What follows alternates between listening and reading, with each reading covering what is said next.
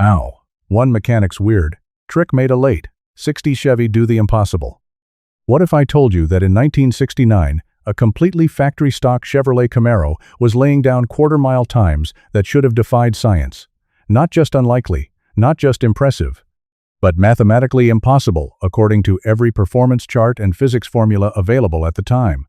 This wasn't a special factory ringer or a secretly modified build. It was a bone-stock, numbers-matching Camaro that any dealership could have ordered. Yet it consistently ran times that made seasoned racers doubt their own stopwatches. Picture a sticky summer Saturday night at Lyons Drag Strip in Long Beach, California. The year is 1969. The muscle car wars are raging at full intensity. Automakers are playing games with horsepower ratings, some inflating numbers for bragging rights, others lowering them for insurance reasons. Everyone is manipulating figures on paper. But in the staging lanes, a primer gray Camaro rolls forward, about to rewrite what people thought they understood about speed. Behind the wheel is a 34-year-old mechanic named Tommy Ivo, not the television personality, just a quiet transmission specialist from Pomona who worked out of a modest two-bay garage behind a Sinclair station. What he uncovered would challenge Detroit's finest engineers and permanently influence how serious drag racers think about putting power to the ground. Here's the twist. Tommy didn't increase horsepower. He didn't modify the engine internals. He didn't swap rear gears. What he did was subtler, smarter, and according to conventional thinking of the era, completely wrong. To understand how radical this was, you have to revisit the golden age of American muscle. By 1969, the horsepower race was feverish. Dodge was installing 426 cubic inch HEMIS into anything that moved. Ford had the Boss 429. Pontiac pushed the Ram Air 4. Chevrolet offered the L78 396 big block, officially rated at 375 horsepower, but widely believed to produce closer to 425 at the crank. Solid engines, strong engines, but nothing unusual in the ruthless world of superstock racing. Southern California was the heart of straight-line innovation. Every weekend, thousands of racers packed tracks like Lyons, Irwindale, and Orange County International Raceway. Victories were often decided by thousandths of a second. Most competitors chased speed the traditional way: higher compression, larger carburetors, steeper gearing, stickier tires. Tommy saw something different. After 15 years rebuilding transmissions, he noticed that the cars returning with the least internal damage weren't necessarily the gently driven ones. They were the ones delivering power more smoothly. Not less power, just smoother application.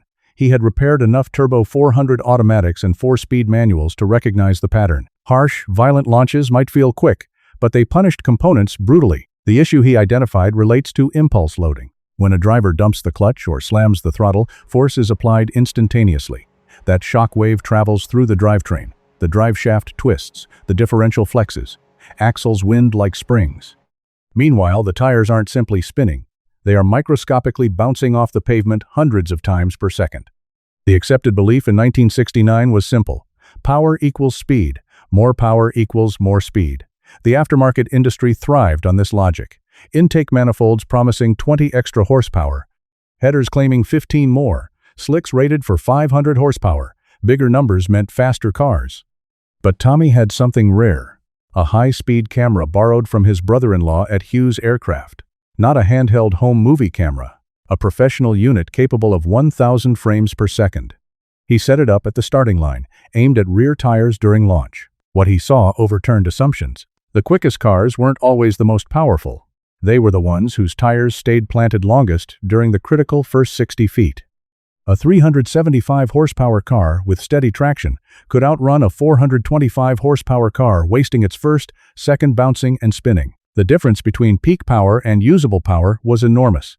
Tommy purchased his test vehicle for $2,800 from a Chevrolet dealer in Alhambra. An L78 Camaro, rally green with black stripes, 4-speed transmission, 3.73 rear gears, completely stock except for M&H Racemaster slicks.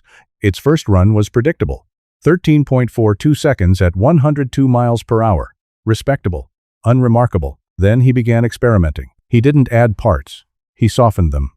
He drilled 3/4-inch holes in the clutch disc springs, slightly altering engagement rate so the clutch slipped about 0.3 seconds longer on launch. He replaced the driveshaft with a thinner-walled steel version, increasing torsional flex by roughly 30%. He swapped the stock 12-bolt differential's heavy-duty Spider gears for slightly looser earlier model components and adjusted backlash to near maximum tolerance. Instead of solid motor mounts, he installed soft 1967 six-cylinder mounts designed for a modest inline-six, producing 120 horsepower. He fabricated a transmission mount from sorbethane, a viscoelastic polymer developed for vibration dampening in North Sea oil platforms. He softened the suspension, removed sway bars, and allowed body roll that would have horrified most racers. At Irwindale, on a quiet Thursday night, he tested the complete setup. He launched at 3,500 revolutions per minute and released the clutch. Instead of explosive tire smoke, the Camaro surged forward smoothly. The tires chirped once, grabbed, and held. The time slip read 12.91 seconds at 104 miles per hour. He had cut roughly half a second while gaining only 2 miles per hour in trap speed. Trap speed reflects horsepower.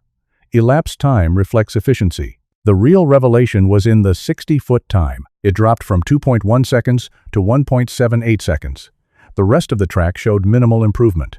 The launch made the difference. Over 3 weeks, Tommy fine-tuned everything. He tested multiple clutch configurations, varied drive shaft thickness, experimented with differential backlash settings. He logged weather, track temperature, and performance in detail. He found a sweet spot. Too stiff caused shock and wheel spin. Too soft wasted energy in drivetrain windup. The ideal balance allowed just enough compliance to maintain traction without bleeding power. At the Hot Rod Magazine Championships at Riverside International Raceway, his Camaro consistently ran between 12.85 and 12.90 seconds. According to performance calculators, those numbers required at least 425 horsepower. His engine was stock. Suspicion followed success. After a 12.86 qualifying pass, officials tore the car apart. They checked compression, displacement, cam specs, fuel, spark plugs, valve springs. Nothing illegal. In eliminations, he faced an L88 Corvette producing at least 50 more horsepower. The Corvette had run 12.7 all day, yet Tommy's smoother launch built a massive early lead. He won with a 12.83 against a 12.92. The secret wasn't magic. It was resonance.